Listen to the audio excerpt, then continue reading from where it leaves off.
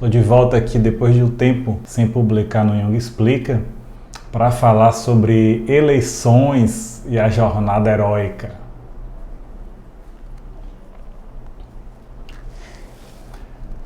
Então, vou obedecer a minha tradição de polêmico e também de trazer um tema de uma forma que na maioria das vezes você não viu da mesma forma que eu estou trazendo aqui e trazendo também o olhar da psicologia analítica sobre a questão.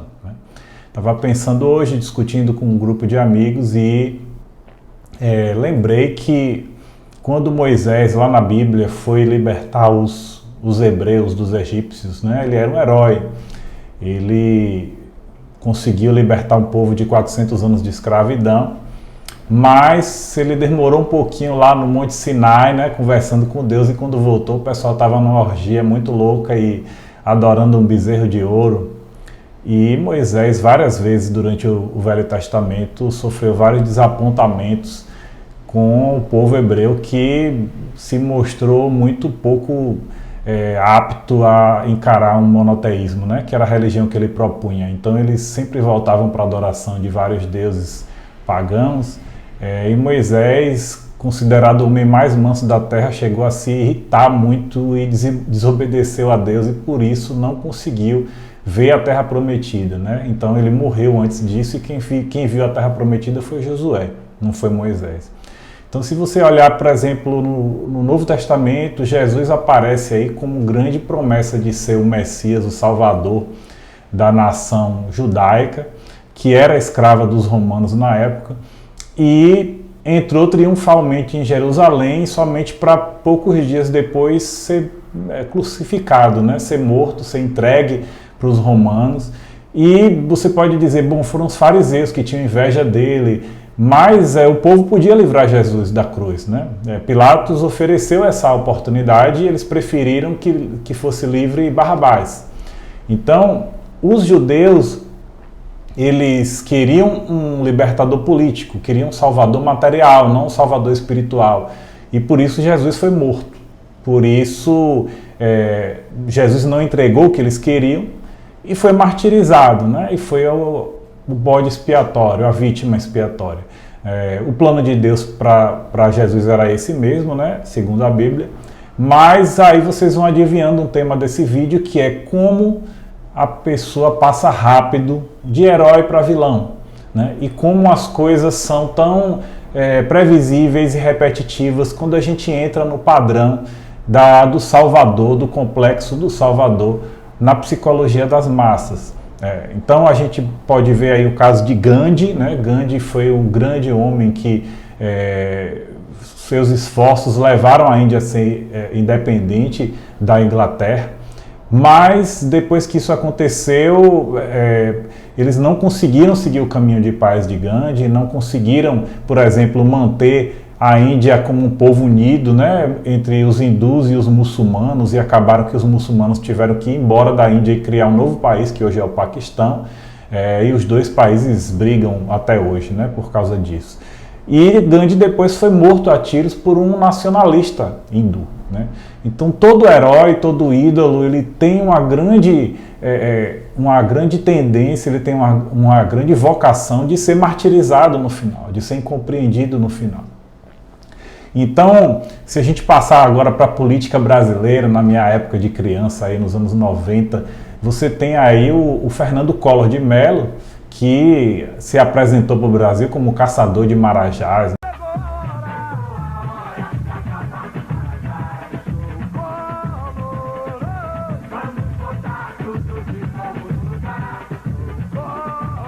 E com pouco tempo sofreu impeachment, E o tempo passou, Collor virou o vilão preferido dos brasileiros, e depois disso todo mundo esqueceu, e hoje Collor está aí candidato a governador de Alagoas, e com grandes promessas. Então a gente passa aí para Lula. Lula fez um discurso no Congresso, quando era deputado, dizendo que ali só tinha pilantra, só tinha ladrão, era 300 picaretas com anel de doutor, foi assim que ele falou. Alguns poucos se salvam, que votam segundo suas convicções e não segundo o fisiologismo partidário. E por muita ironia do destino, a Heloísa Helena, né, que era petista e que começou a votar por convicção própria contra o PT, foi expulsa do PT. Né? E depois disse que Lula era líder de uma organização criminosa. Né? Lula depois foi descoberto vários escândalos de corrupção no seu partido, ele saiu do poder, foi preso, né? E eu não consegui achar na internet, mas eu acredito até que Lula chegou a dizer que a Heloísa Helena não sabia ser governo, só sabia ser oposição. Então, uma coisa é o político quando está sendo oposição, quando está querendo entrar no poder, ele está lutando contra o sistema, né? E quando depois ele entra no poder, ele assume o seu lado conservador das coisas. Né? Ele agora quer conservar o estado de coisas que o mantém no poder. Então você tem aí Bolsonaro, que foi um político que se elegeu por muitos anos, né, como deputado federal, quase 30 anos no poder, e tem toda uma família de políticos, né, empregou todos os filhos de cargos como deputado, como vereador, eu acho até que senador deve ter um dos filhos dele, e hoje se descobre que ele tem uma grande fortuna, a família dele tem 107 imóveis, né, metade dessa imobiliária Bolsonaro foi adquirida com dinheiro vivo, que é um grande indício de ocultação da origem das verbas. Mas Bolsonaro foi eleito com esse discurso de que era contra o sistema, né? Era um outsider, alguém que vinha de fora, não é igual aos outros. E vai derrubar o sistema e vai destruir o sistema e instaurar uma coisa nova no Brasil que acabe com a corrupção. Então, se a gente olhar para esses exemplos, dá para ver que o tema é repetitivo, a narrativa é a mesma e existe pelo menos 5.000 anos aí na face da Terra. A narrativa do herói que vai lutar contra um sistema opressor e que depois se vê que é mais do mesmo, né? Então tem dois aspectos nessa história. O aspecto psicológico do ser humano que quer acreditar no herói, que quer muito um herói, que quer muito um salvador, que quer muito um redentor, né? Mas quando tem esse redentor e esse redentor não entrega para ele exatamente o que ele quer, rapidamente esse redentor passa a ser vilão, a ser traidor, né? e vira bode expiatório. E tem o aspecto de que hoje, através dos algoritmos de inteligência artificial, se sabe que qual é a narrativa que conquista as pessoas e que se eu vender a minha candidatura com essa narrativa, eu vou conseguir os votos. Então você tem um elemento aí de tecnologia que quer retratar o candidato com contornos de herói. Então não é à toa que a candidatura de Bolsonaro publica imagens onde ele é o super-homem, onde a equipe de governo dele é a Liga da Justiça. A própria mulher de Bolsonaro fez uma montagem dizendo que como se Bolsonaro fosse super-homem, ela fosse a Mulher Maravilha, né? Então é uma estratégia usada por todos os políticos e não é só Bolsonaro, né? Lula usou essa mesma estratégia. Lula era um outsider, Lula era um operário, Lula era contra o sistema que só tinha corrupto com o anel de doutor, né? Mas fatalmente na política brasileira todos mostram para que lado eles estão jogando depois que estão no poder, né? Pro lado deles. E os eleitores, igual a bobos, ficam aí acreditando nas histórias de heróis e uns brigando com os outros, se matando por conta de política. E a história se repete. Então, na psicologia, isso é chamado de projeção. A gente precisa de uma figura mítica, né? Um pai, que vai fazer aquilo que a gente não pode fazer, né? O pai é o herói, que é adulto e tem o poder de fazer aquilo que a gente não pode fazer. E tem o poder de nos livrar de uma situação opressora. E o problema disso tudo é que a gente se coloca na condição de criança, de impotente, e o poder todo está na mão do outro, né? E quando a gente tira esse poder das nossas mãos, o mal e o bem também de nós, e coloca no outro, a gente tira também a responsabilidade de nossos ombros.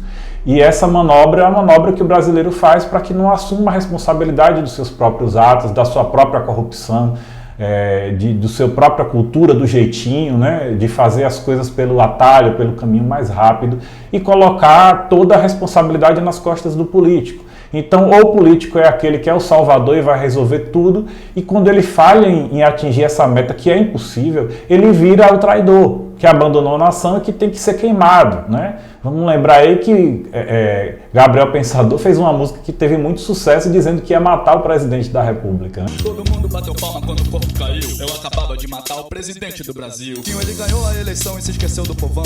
E uma coisa que eu não admito é traição. Prometeu, prometeu, prometeu e não cumpriu. Então eu fuzilei. E não me arrependo nem um pouco do que eu fiz. Tomei uma providência que me fez muito feliz. Hoje eu tô feliz, matei o presidente. Vou deixar para vocês também uma música do Edson Gomes, Sempre Lutou Contra o Sistema, que é um vampiro, a Babilônia, né? E ele dizia que a gente precisava de um super-homem, né, para resolver os problemas do país. A gente precisa de um super-homem que faça mudança imediata. Então, essa mentalidade infantil que projeta no adulto poderoso, né, o pai, o super-homem, o herói, que vai resolver todos os problemas, ele não vem sem um grande preço a ser pago, que o poder está sempre na mão do outro, né? E a gente é sempre ou o oprimido que é salvo ou a vítima que não tem como escapar do captor ou do sistema. E isso faz com que a gente continue acreditando nessa ficção de que os políticos são superpoderosos ou são muito bons ou muito maus. Eles continuam vendendo essa história para a gente e continuam no poder a nossas custas, né? Então, esse vídeo eu trago para vocês para dizer, gente, saiam da ilusão, olhem para a psicologia da coisa, vejam que não existe salvador e também não existe vilão, não existe mal absoluto, nem bem absoluto. E a política é feita por todos nós, por nossas escolhas, até as escolhas de não escolher. De não ir votar, de votar em branco, de anular o voto, de dizer que não gosta de política, que não vai se engajar em nada, de não participar de uma reunião de condomínio, de não tomar nenhuma atitude politicamente para mudar o nosso entorno e o nosso país.